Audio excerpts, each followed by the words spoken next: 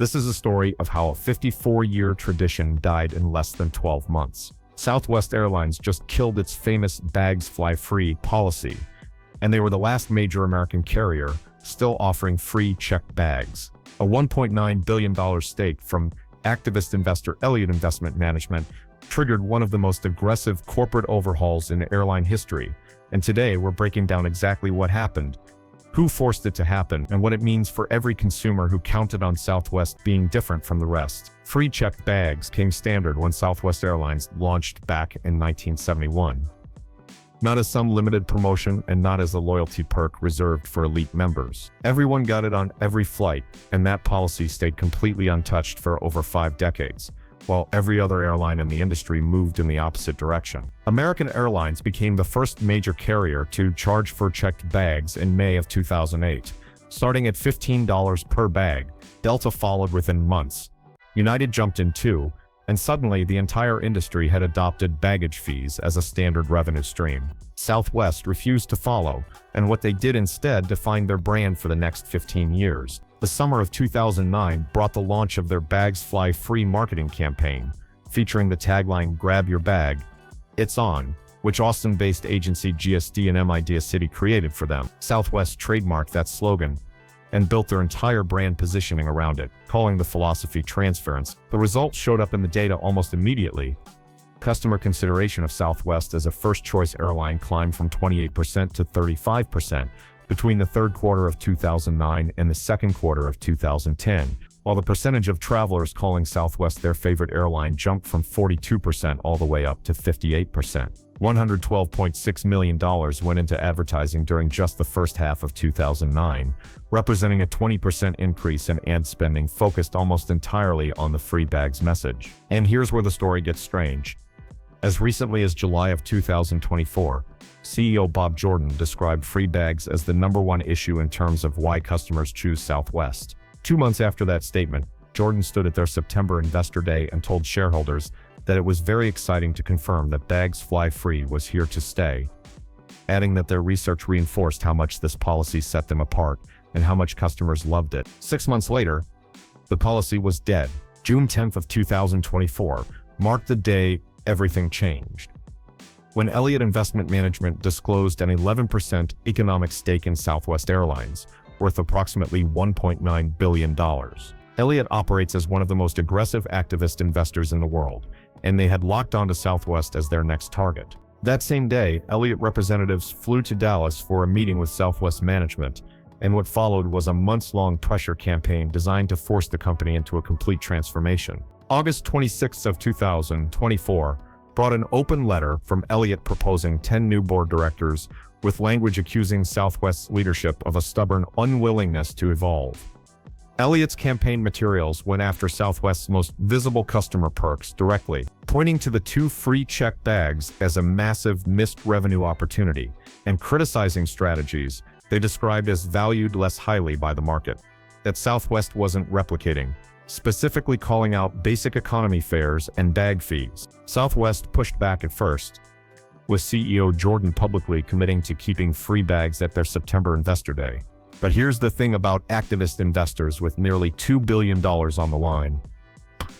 October 24th of 2024 brought a settlement, and Elliott walked away with 5 board seats, which represented the most the firm had ever secured in a single U.S. settlement. The new directors included David Cush, who previously ran Virgin America as CEO, along with Sarah Feinberg from the Federal Railroad Administration, Dave Grissom, who served as group president at Marriott, Greg Saretsky, who led WestJet as CEO and took over as Finance Committee Chair, and Patricia Watson, who held the Chief Technology Officer position at NCR Atleos. November 1st of 2024 saw Executive Chairman Gary Kelly walk out the door alongside 6 other directors, all of them retiring as Elliott's nominees took their seats around the boardroom table.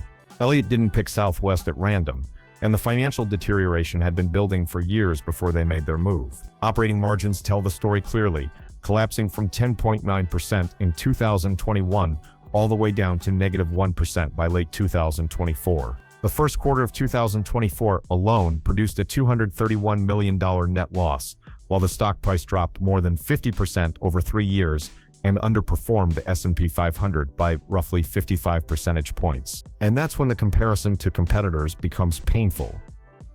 American Airlines collected $1.5 billion from bag fees in 2024, United brought in $1.33 billion, and Delta earned $1.06 billion. Southwest's bag fee revenue for the same period came to just $83 million, and every penny of that came from excess weight and oversized bags, rather than standard checked luggage. $7.27 billion. That's what passengers across all U.S. airlines paid in baggage fees during 2024, setting an industry record while Southwest sat on the sidelines watching that money flow to their competitors. COO Andrew Watterson put the reversal in simple terms when he explained that what changed was the realization that they needed more revenue to cover their costs. March 11th of 2025 brought the official announcement that Bags Fly Free was finished, with new fees taking effect on May 28th of 2025. $35 for the first checked bag and $45 for the second, which matches what Delta charges, what American charges, and what United charges. A third bag costs $150, while overweight bags between 51 and 70 pounds add $100 to the total, and bags weighing 71 to 100 pounds cost an extra $200. Several groups still fly with free bags under the new structure. Choice Extra Fare passengers get 2 free checked bags, and Rapid Rewards A-List Preferred members receive 2 free bags, with that benefit extending to up to 8 passengers on the same reservation. Regular A-List members get 1 free bag, while Southwest Rapid Rewards credit card holders receive 1 free bag for themselves, plus up to 8 additional passengers traveling with them. Active duty military personnel keep their 2 free bags, and Business Select Fare passengers also retain 2 free checked bags. Carry-on bags remain free across every fare type, including the new basic fare that Southwest introduced. What nobody expected was how precisely Southwest would match the competition, putting their fee structure exactly in line with Delta, American, United, and JetBlue down to the dollar. $1 billion annually. That's what Southwest projects these bag fees will generate once fully implemented across their entire operation. The partial year of 2025 carries an expectation of over $350 million in incremental EBIT from bag fees alone, and the early numbers came in stronger than executives anticipated. CEO Bob Jordan told analysts on the second quarter earnings call that the revenue contribution from bag fees had exceeded their expectations so far, adding that they experienced no negative impact to the operation. The paid bag rate per passenger reached what executives described as the middle to high end of U.S. industry levels, meaning Southwest customers were paying at roughly the same rate as passengers on other carriers. CFO Tom Doxey added context by noting that all transformation initiatives combined, including bag fees along with assigned seating and premium options, should drive $1.8 billion in incremental EBIT for 2025. Consumer sentiment cratered almost immediately after the announcement. YouGov Brand Index tracks something called a buzz score, which measures positive sentiment against negative sentiment, and Southwest's number plummeted from +5 to -15.6 within just 8 days of the March 2025 announcement. Consumer consideration dropped from 36.8 down to 25.9 during the same period, while purchase intent fell from 20.9 to 13.7. A survey from Thrifty Traveler conducted between May and June of 2025 collected responses from 670 people, and 2/3 of regular Southwest flyers, 66% of respondents, reported that they were booking flights on other airlines that they previously booked on Southwest. Individual reactions captured what the numbers meant in human terms. Mackenzie K. Alford, a 21-year-old singer and actress from Birmingham, told NBC News that free bags were the only reason she flew Southwest. Errol Joseph, a 36-year-old sales consultant, put it more bluntly when he said there was pretty much no reason to be loyal anymore. But here's the thing about those survey numbers. Southwest executives painted a completely different picture of what was happening in their booking data. COO Watterson reported that they did not see a measurable customer impact in the period between the announcement of these changes back in March and the implementation. CEO Jordan acknowledged in January of 2026 that adding bag fees had been difficult, but he maintained that Southwest had not seen customers defect to other airlines in any meaningful way. The expert community split hard on whether Southwest made the right call or destroyed their competitive advantage. Henry Harthelt runs Atmosphere Research Group, and he held nothing back when he spoke to CBS News in March of 2025. His assessment was that this is how you destroy a brand, how you destroy customer preference, and how you destroy loyalty, and he predicted the move would send Southwest into a financial tailspin. Hartzelt went even further in the same interview, saying that they were watching an airline self-destruct and comparing the decision to deliberately sailing a ship into an iceberg. Frances Frey, who teaches at Harvard Business School, told NBC News that she hoped this wasn't a case of activist investors coming in and insisting on decisions that they wouldn't be around to have to endure. Fitch Ratings put out a negative ratings outlook in April of 2025, warning that bag fees risk eroding Southwest's competitive strengths relative to peers. The bullish analysts saw a completely different picture emerging.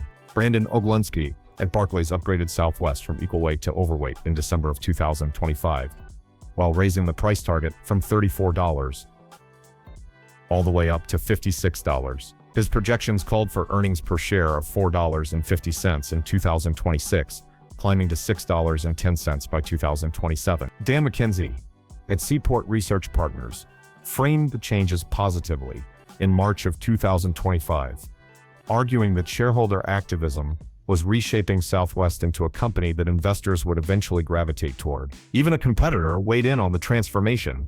United Airlines CEO Scott Kirby called it the slaying of a sacred cow and observed that Southwest now felt like more of a financially driven, results-driven airline than it had ever been before. CEO Bob Jordan spent months explaining why the company reversed the position it had publicly committed to just weeks earlier.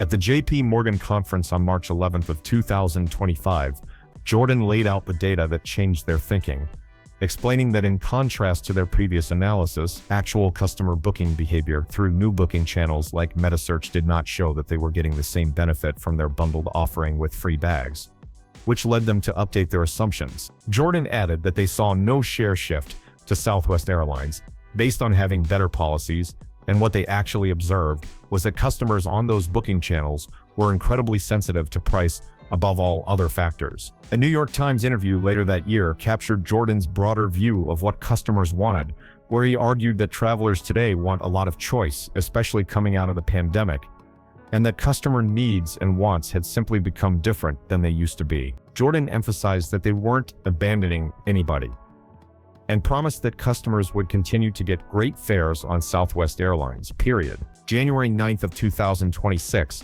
brought a Semaphore interview where Jordan reflected on the scale of what Southwest had done, calling it the most remarkable set of changes he'd seen any airline do in the course of a year across his 38 years in the industry. Jordan offered a surprising perspective on Elliott's role in the transformation, predicting that people would look back and say that Elliott 1, meaning the winter storm disaster, and Elliott 2, meaning the activist campaign, were two of the most important things that happened to Southwest Airlines, not because they affected what the company did, but because they affected the rate of change. The bag fee policy now operates exactly as announced, with no modifications since implementation. Southwest reports that bag fee revenue continues exceeding projections while showing no measurable negative impact on bookings or customer acquisition. Assigned seating launches January 27th of 2026 under the marketing name Sea Satisfaction, and premium cabin options with extra legroom are coming soon after that. Elliott Investment Management already started cashing out their position, reducing their stake from a peak of 16% down to 13.1% by January of 2026, as the stock price recovered from its lows. J.P. Morgan issued a rare double upgrade in January of 2026, positioning ahead of what analysts now call Southwest pivot to premium. 54 years of brand identity traded for approximately $1 billion in annual bag fee revenue. Southwest built everything around the promise that they wouldn't nickel and dime you the way other airlines did, and bags fly free represented more than a policy. That slogan became a reason to choose Southwest over every other option, and now that reason no longer exists. Company leadership argues that customers didn't actually care as much as everyone assumed, pointing to data showing no meaningful share shift to Southwest based on having better policies. Price sensitivity on booking comparison sites turned out to matter more than loyalty to the brand that let you check bags for free. Critics see the decision as throwing away the single thing that made Southwest different from everyone else. Every carrier charges the same fees now, flies similar planes, and crams passengers into the same tight seats. And Southwest used to stand apart from all of that before they decided $1 billion in fees mattered more than being different. Whether that trade was worth it depends entirely on what you think a brand identity is actually worth in dollars. Elliott Investment Management achieved exactly what they came for. The stock recovered, the fees are generating revenue, and they've already started selling their stake. What happens to Southwest when the activist investors finish exiting and the airline has to compete as just another carrier charging $35 for your first checked bag remains the open question. That answer will take years to become clear.